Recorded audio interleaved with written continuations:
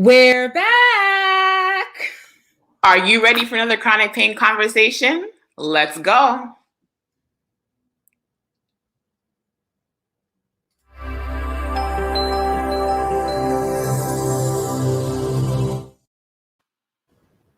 Hello and welcome to Chronic Pain Conversations. My name is Kalila Bruswell, and this is my lovely co-host, Sheriffa McLaren-Thomas. This is a show where we have open and honest dialogue about chronic pain. We share on our experiences, acknowledge the wide variety of chronic pain diagnoses, and look at ways to manage our chronic pain. So, what we've always been doing now that we're back in season 3 is we always have to kick it off with a little pain and pleasure. Yeah. So, here we go, Sheriffa. How are you doing today, my love? Pain or pleasure? I am all pleasure right now. Today's a good day in spite of a lot of things that are happening or have happened, but I'm excited to be back. I am so excited to be back. I'm so excited. Okay, so for me, pain or pleasure, let's see. Can I guess for you? Okay, go on. I want to guess that you're a little bit of both. How do you know that? I feel like I more know the pleasure side. I don't know the pain, but I feel like the pleasure side is because we're on season 3. Like, we've been waiting for this day. We have been waiting for this day, you guys. We have no idea when we were like, I don't know if I'm going to make it, but we need to make it. Right? And so thankful that we're doing this. But I am in a little bit of pain. For my team that knows, haven't slept yet. Haven't slept in the last 36 hours. Mm-hmm. Sometimes that's what chronic pain does, but it doesn't really matter because I'm smiling and you're smiling. I know. And we're about to have a really, really good time, right? Yep. All right, so let's do this. Okay, you guys, so we're doing something a little bit different this year or this season, but what we want to do is before we do anything at all, we want to kick it off and let you guys know that today is International Overdose Awareness Day, which is the world's largest annual campaign to end overdose.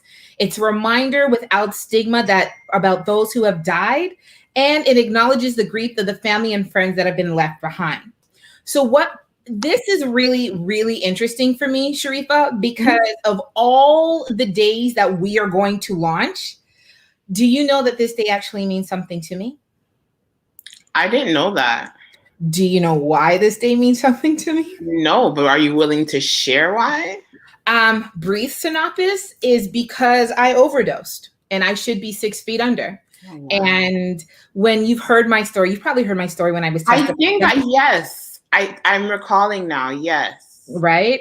So you're actually looking at someone that has tried to overdose, tried to kill themselves, still is standing, which is proof that your last breath is not ready to be taken from you until you fulfill the mission. So one of the reasons why this is such a big day with me, because we talk about overdosing, but with us talking about the chronic pain community, I really wanted to focus in on one specific thing, which is somewhat related to me, which is the overdosing of opioids. Our chronic pain community is dealing with so many different types of opioids. And even though when I was younger, it wasn't over an opioid, it was still over a drug, a medicinal drug. So before we get into our show, I just want to bring up a couple of things. So if you're out there, right, we want to give you a couple of signs of what it means if you've overdosed or if someone that you know is overdosed on opioids. Because what happens is if you overdose on opioids, they have a tendency to make you more relaxed, give you more euphoric. They will slow down your breathing and your heart rate. And if you have a high dosage of opioids, this is going to actually have someone stop from breathing and they may die. So a couple of the signs that we want to get into is there's no response to stimuli. There's shallow or there's just no breathing. That person can't be woken up. And usually there is snoring or gurgling sounds because there's hardly any air to actually breathe. Their fingers or their tips might be a little blue or gray. And if you are like me and Sheriffa and of the little, the caramel color. You may actually have someone that has more of a grayish fingers or things like that. And then you always have the floppy arms if you can't get a response from someone. Or what the thing is that you don't want to assume that the person is sleeping, because when I hear that symptom, that sign, Sheriffa, yeah, I can only think about how my brother actually found me, which all I know was that I was sleeping. And all I know is I always try to figure out how I managed to last 7 hours without actually dying. And these are some of the reasons why. So do not let people at risk sleep off. Overdose responses sometimes take hours for someone to die from an opioid overdose. So action needs to be taken as soon as possible. So Sheriffa, can you give us a little bit of information with regards to, what someone does in case this happens, right? Because we want to bring awareness to this. So like knowing how to respond. So those of you who may be responding to someone you feel is, going through that crisis, check for vital signs. Alert. So are they responding to your voice when you call their name? All that stuff. Remember the ABCs. B is for breathing. Is it noisy? Is it shallow? Is it slow? Has it stopped? Is there the strange snoring, just like what Kalila had just mentioned? And then C, the color, what she mentioned again, for fair-skinned people, blue or pale lips or even fingertips. Yes, and for darker skin, you get grayish or ashen lips and skin color. Before you act, please check for dangers such as needles. Those are a big part of opioids as well. Call an ambulance. Tell the operator your location and stay on the line with them. Try to get a response from the person, and if you can't, put them in recovery position, allowing their airways to remain open. Yeah. So that's what we want to do. As you always know, here in Chronic Pain Conversations, we are always about advocating, educating. So with for the organizations that are participating today, thank you so much. Absolutely. We know that opioid overdosing is something that is going on the uprise, but we don't really talk about it. So I'm just thankful that there's an international, not just a national, but an international day for overdosing, for us to have these conversations, just like there's Let's Talk Day about depression. So now that that's out of the way, are you ready to get into the show, my love? I'm so ready. I'm excited. Because we have so many things that have been happening, you guys. Like, you guys don't even understand. We may have not been here since June, but a lot of stuff has been happening in the background. If you know us, you may not. Up until this morning, we've been getting some good stuff put into place. So when I say I'm excited all around, I'm excited. Oh my gosh. If you guys are listening to this or watching this, listen, we are literally bringing season 3 with a whole new twist. We're giving opportunities for people to share their stories, to share their businesses. We're giving people opportunities to know that the CPC shop is coming. Our podcasts are coming. We've got Facebook groups. We've got an opportunity for people to do donations. So Sheriffa, tell our audience, tell our chronic pain conquerors, how they can share their story with us. Okay. So as we've been saying the whole entire show so far, we are making a huge change on CP Conversations. Yes. Our mission, as you know, is to have open and honest dialogue about chronic pain. We decided to make what people perceive to be invisible, visible. Here at CPC, we share on our experiences and acknowledge a wide variety of chronic pain diagnoses. So what better way to do that than to start having chronic pain conquerors share their story?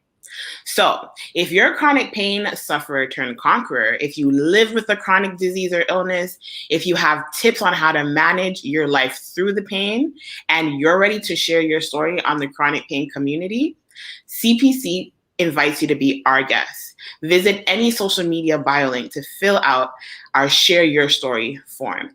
And hey, Kalila, I think too, if you know someone who you think could share their story, feel free to let them reach out as well. Let them know, because the truth of the matter is if you've been following us, you know that just fibromyalgia affects 1 in 5 people in the North America. We haven't even gotten into all the other diagnoses that I've even recently learned about in the last 3 months. So really and truthfully, you guys, if you're ready to, or you know that someone that is already advocating, send them to our link. We'd love to hear it. But on top of that, Sheriffa, not only are we getting our conquerors to come out and tell their stories, but finally, we're trying to create a space for anybody that caters to chronic pain conquerors, that provides supplies for them, that are physicians, clinicians, that in some way are chefs. Even if you have a drugstore, yep, we don't talk about it very often, but even if you're a chef that deals with medical marijuana, we are opening the platform, not just for you to educate the chronic pain community about what it is that you do, what services can be found. And it doesn't matter where in North America or even in the world. We actually are setting up some things with Europe. But we want people to know, if you have a product or a service and you specialize towards a chronic pain community, give us a holler. And if you want us to promote you, we can do that as well, right? Yep. Tell us about the shop. We've been working on this for so long. Okay. So we are so close to opening our CPC shop, y'all. We have amazing merch for everyone, from color changing mugs, depending on the temperature of what you put in those mugs, to pillows and blankets. We have a wide variety. So be sure to look out for the CPC shop on our social media for when we launch, and merch is ready to be in your hands. What? Listen, you guys, we have been literally, from the shows that we've been talking about, safe places, safe spaces, from the things that we've been talking about, how to make sure that we're comfortable no matter where we go, we are gradually putting towards the shop. So we are really hoping that everybody, items that we have used or items that people don't know about are going to be available on our platform. So hold on, Kalila, based on what you know we have in the shop, what are you looking forward to get? I already know what I want to get. You know what? I want the shirt. There's this. Okay, so guys, there's this shirt, and it's like proof that cuteness and chronic pain go together. I'm just saying. I'm excited. Her sister might have chronic pain, but she can still look good. I'm so done. I'm excited for the fanny pack. And I'm excited for the blanket. I'm thinking about fall and winter coming. I just snuggle up on the couch. I'm ready for it all. Don't be surprised if I just get one. We're getting our mugs too. I'm waiting for our mug. I'm waiting for my colored mug so that you guys can know when I'm having something hot or something cold. But don't ask what's in it. Just don't ask what's in it. Yeah. So Kalila, what about our Facebook group? What's going on with that? You guys, if you have been following us, you can find out that we have our Facebook group. It's called Chronic Pain Conquerors. As you know, for the last 2 seasons, we've been calling everybody Chronic Pain Conquerors because that's what you are. Every day that you get up is a day that you are conquering over your pain. Absolutely. And so what we're doing is we have a forum. Now, yes, there are Facebook groups all over the place, not disordering them because I'm in a few of them as well. But now what we're doing is, with everything that we're doing, we're creating a community ourselves for groups where it's just really positive vibes and information. So we welcome anybody to go into our link and find out where it says, join Chronic Pain Conquerors, either under CPC or even under the Overcomer. And we've got some things going on for you. Now, I know I went through that really quickly because I'm a little excited. I'm a lot excited. I'm a lot excited about what Sheriffa's about to tell us about that. Why? I have mixed feelings about this next one. Why mixed? Because when you hear back your voice, don't you cringe a little bit?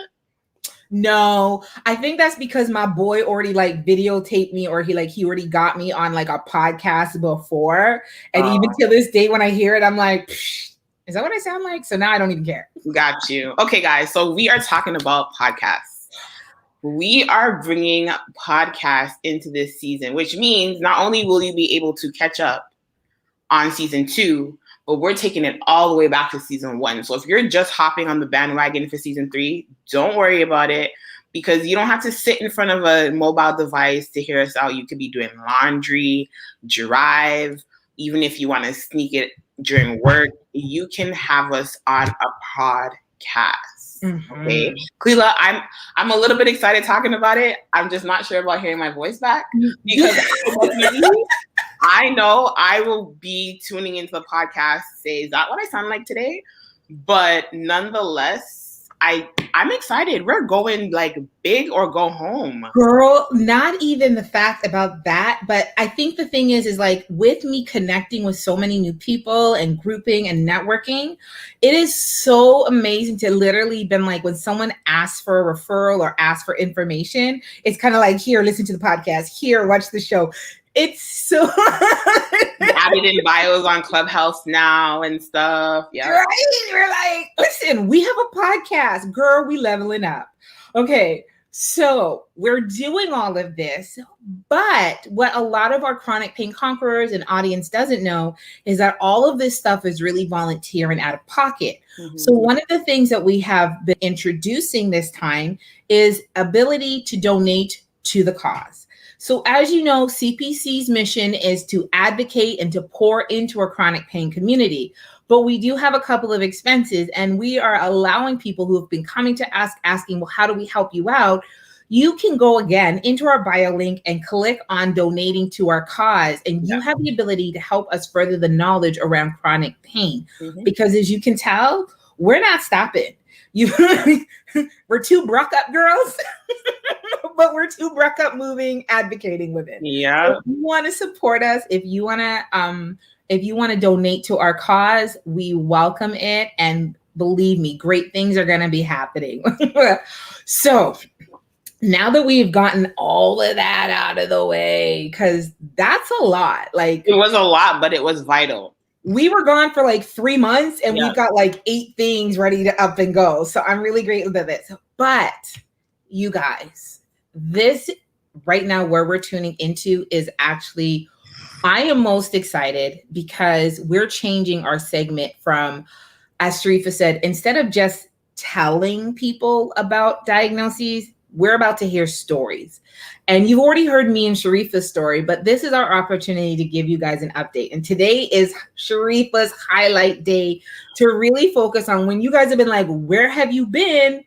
You're about to find out. Mm-hmm. But what Sheriffa is doing is she is laying the foundation and she is showing you guys exactly how we're going to start bringing on people. We have guests coming in and we're going to be talking about so many different topics, things that we have still yet to hear about, things that people don't even know might be out there. But Sheriffa, I am about to walk away because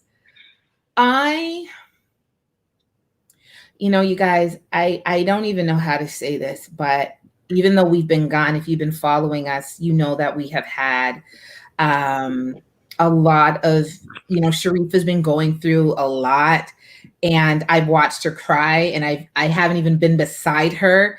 I miss you so much, but I was thinking to myself the other day, we had hung up off the phone and I was on the road. We hung up and I was driving and I'm like, the day I see Kalila, like that hug, the hug is the only, I'm looking forward to more, but that's the main thing I'm looking forward to is that hug. And I'm like, oh my God, like I've been through hell and back and I just missed the hug, just the hug. Oh, Mama. But it's okay. It'll be worth it. It'll be worth it when I do see you. It'd be worth it. So the reason why she misses the hug, y'all, is because I'm still south of the border and she is still north of the border. But my story will be coming in 2 more weeks. And right now we really just want to focus on, like, there's so much. Okay, you guys, like, she's not wearing the thing anymore. So you can't see it now. I can't even show you guys, but you'll see it later in the other shows. I should have picked my outfit more smart. I don't care, but tell them why you don't have a thing anymore. Okay. So y'all might have seen in previous episodes, if you don't remember, go back. Depending on what I was wearing, I would have this like white patch thing right here. So what she's talking about is that it is gone. Like bon voyage, gone, okay? That is because your girl on June 30th got a kidney transplant. So that's the whole exciting news amongst other things. But in spite of, there's always joy in the morning. And that was my joy. So let's get into it. Oh, Lord. Okay. So I think Kalila took an early break only because the week of the last show before our actual scheduled break, my dad passed away on the Sunday, which is June 6th. So that was the beginning of a whirlwind of things dropping in our laps. Okay. So nonetheless, lost my dad. And believe it or not, a week before my dad's funeral, I got a phone call. Hey, we got a kidney for you. We need you to come in. And I'm like, what? Like, what are you talking about? Happy and sad. Just imagine that. Something I've been waiting for 7 years is now here. But at the same time, I'm struggling with the fact of doing the surgery and missing my dad's funeral.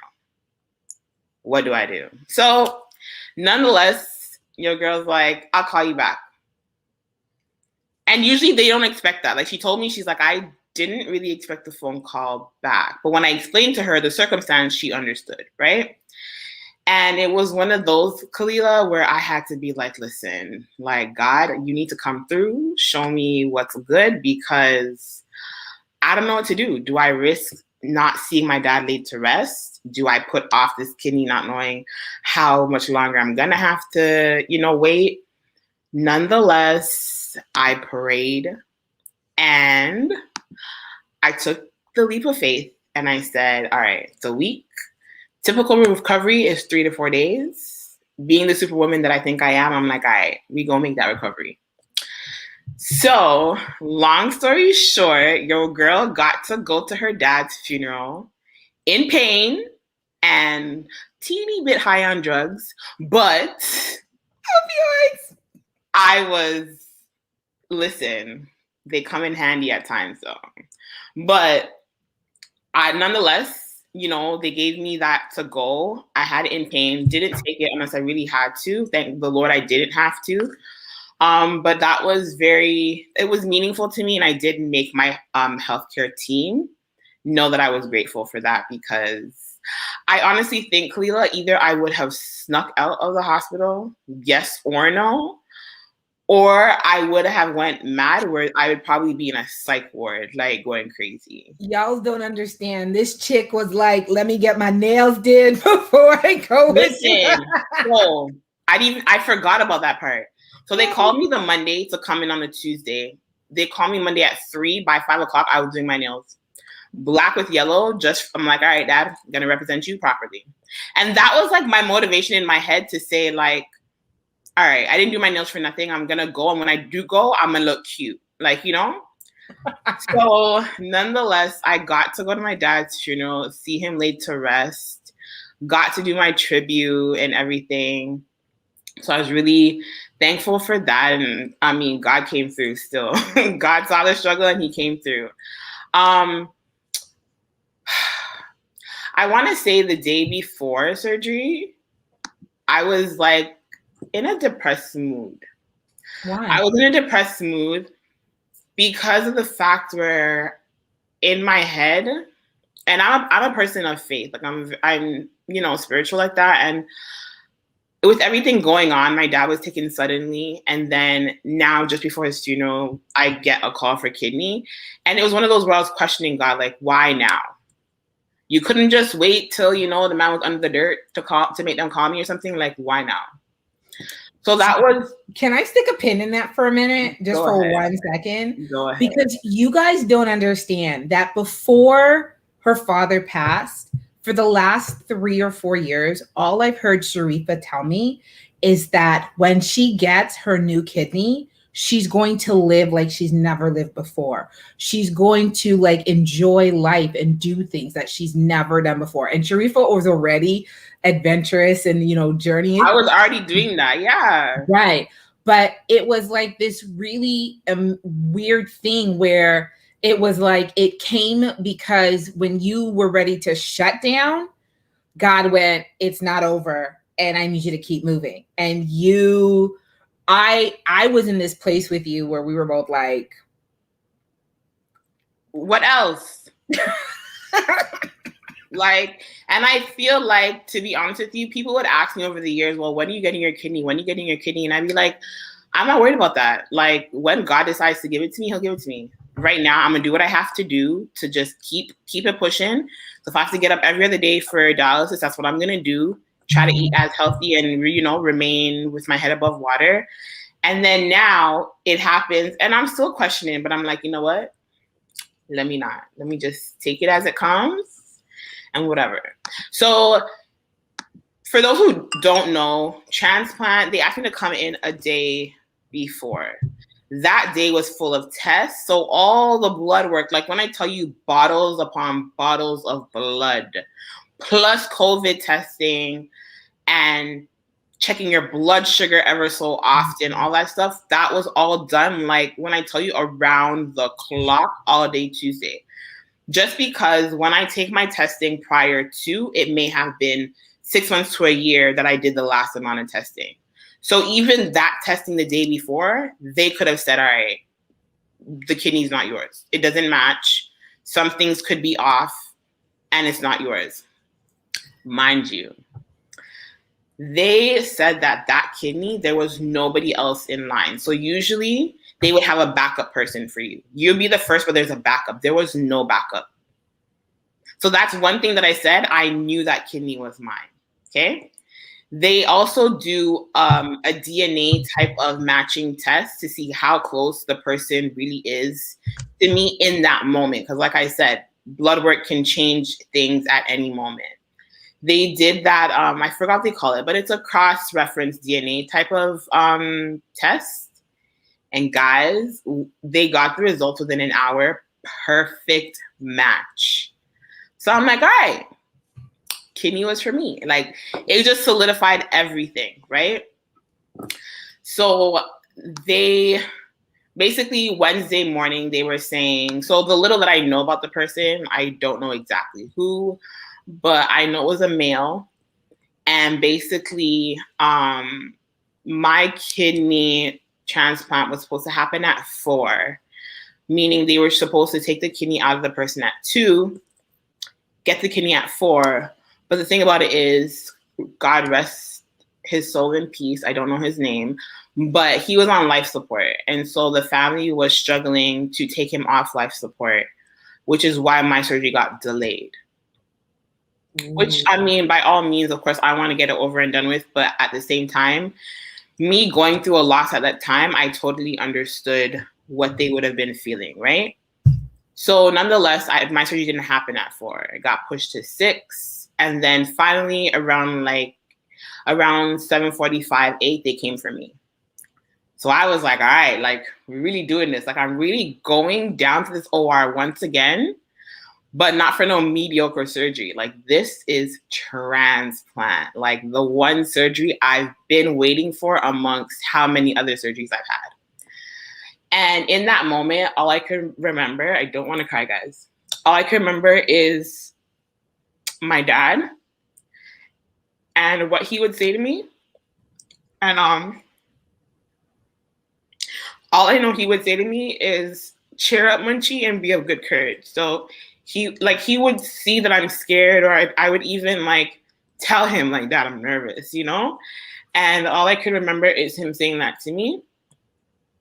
And then even like putting me to sleep was an issue because of them finding a vein and all that stuff. But even so, through all that, it was just a matter of like, cheer up, Munchie, be of good courage.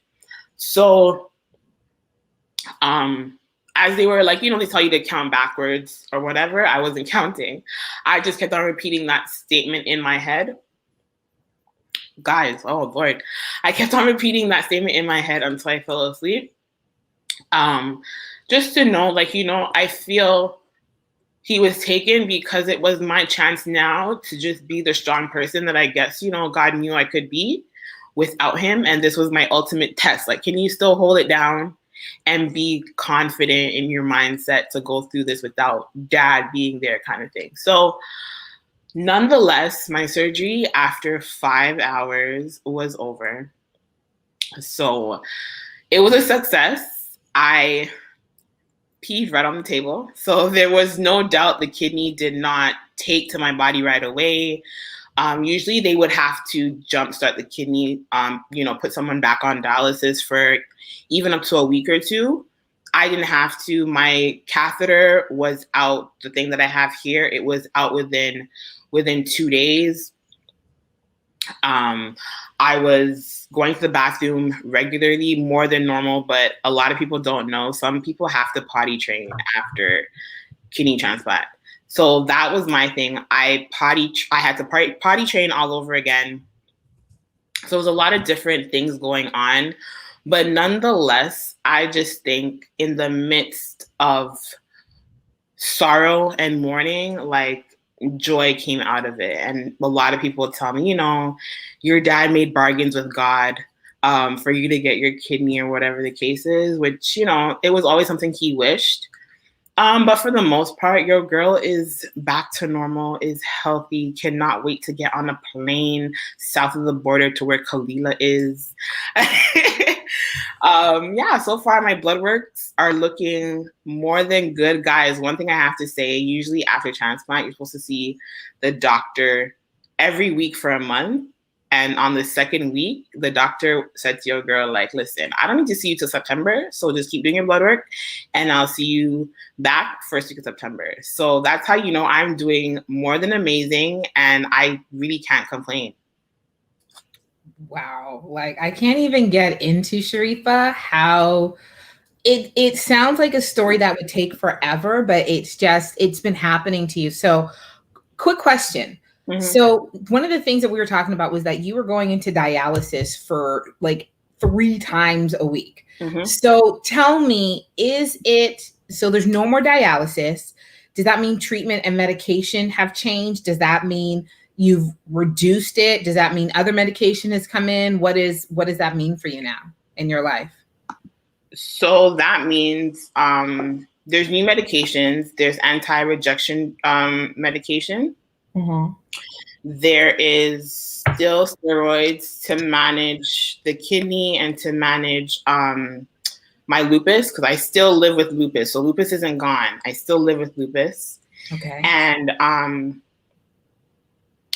I believe, let me just say no more dialysis, if I haven't already said that. And over time, my medications will change and hopefully I'll be weaned off. Wow. Okay. That's really good. Okay. So I have another question for you really quickly before we start going with stuff. Lifestyle change, right? Outside of, what was this thing called before anyhow? A catheter. Okay. Outside of that being removed, what other lifestyle changes have happened in your life or is going to happen in your life? Or, you know what I mean? Like your energy, you said that your energy's back and you're working things out. So what other changes are going to happen? So energy is definitely back. I feel like I can bounce off of rooftops now. She kind of is, you guys. Like I wasn't supposed to be driving and I was already hitting the road. For the most part, eating a lot more healthy is definitely a number one thing. As well as... Hold on. Let me get this straight. You didn't have a kidney and you ate junky, but now you have a kidney and you No. I mean, like, changing. Like, I'm trying to wean off of meat. Going plant-based? I'm trying to, but I'm Jamaican, y'all, so I don't know how that's going to work out very well. But oxtail was in her birthing room. And that curry goat and stuff, guys. Anyways, don't get me started. Okay. But yes, I'm trying to eat more healthy. And as well as just like Kalila said, do so much more that I wasn't able to do. Like, I'm trying to go to the pool before the summer's over. Guys, I don't think y'all understand, okay? I'm trying to have a bath, like a bubble bath. You couldn't have them before? I couldn't have them before. Wow. Because I couldn't get the catheter wet. If I got it wet, that's a call for infection. And that infection could go to my heart, and then it's over. Okay. So I was taking showers, but not baths. So I'm excited for like a bubble bath. Like I'm excited for you. I feel like I should be sending you like a basket kit now that I know this, but like candles and Epsom salt.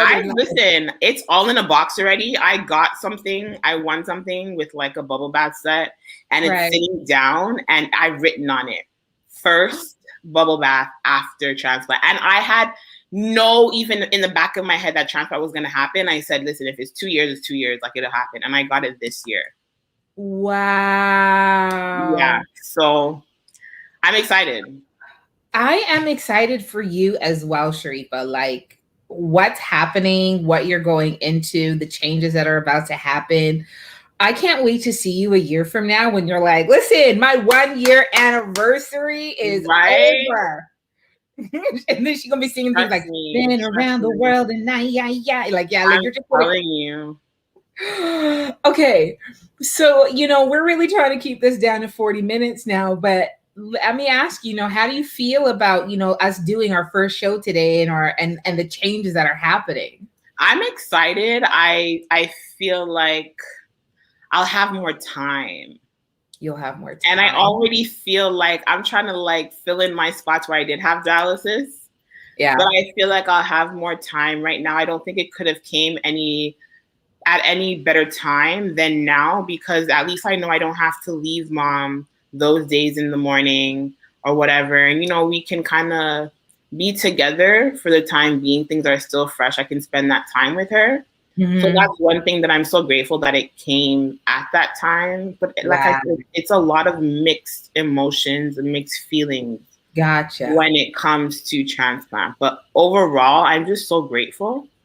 Okay. That, I got that opportunity to have a new chance at life.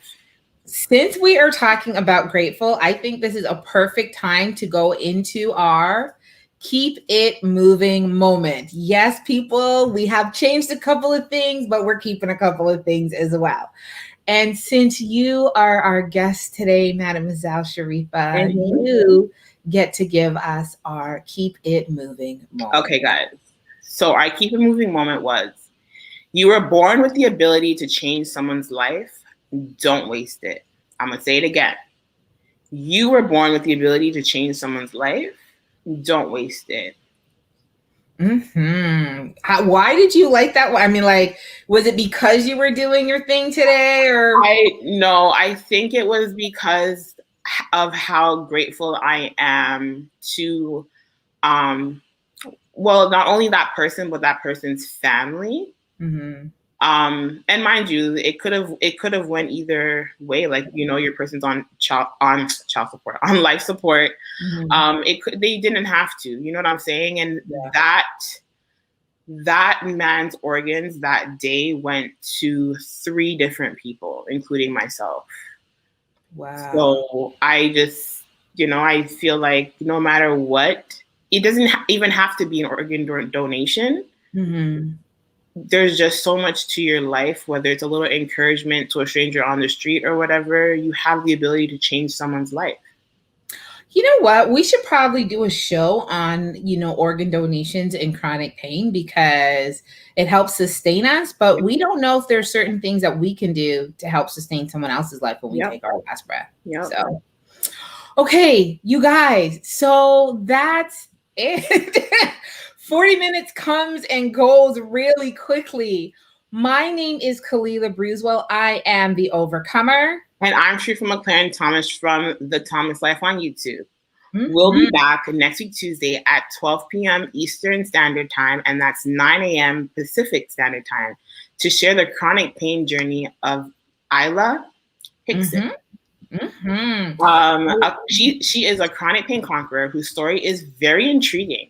Isla had a stroke at birth, has a hip bursa, lives with a limp, migraines, and deals with ankle problems. But this is all in addition to her diagnosis of hydrocephalus. Wow, crazy. So you guys, I just want to say thank you so much for joining us for another episode of Chronic Pain Conversations. We want to make sure that, be sure to follow us on Instagram, Facebook, and YouTube at CP Conversations. Mm-hmm. And as we were mentioning before, we invite you to be our guest. Yep. If you are a chronic pain sufferer turned conqueror, if you have tips on how to manage life through the pain, we invite you to be on our show. Also, we also invite any businesses and services such as physicians and clinicians or alternative medicine providers or chronic pain advocates and support groups and networkers or even health suppliers. If you are out there and you are helping to support or cater to the chronic pain community, to be our guest and to promote our show, make sure you just go onto any of our social media links and click on either of the forms to fill this out. And so we just want to remember and say, as usual, have a very, very blessed day. And remember, Chronic Pain Conversations is the show that enlightens and advocates about chronic pain. We hope that you have an amazingly blessed week, and we will see you next week for season 3, episode 2. Peace and love, you guys. Mwah. Bye.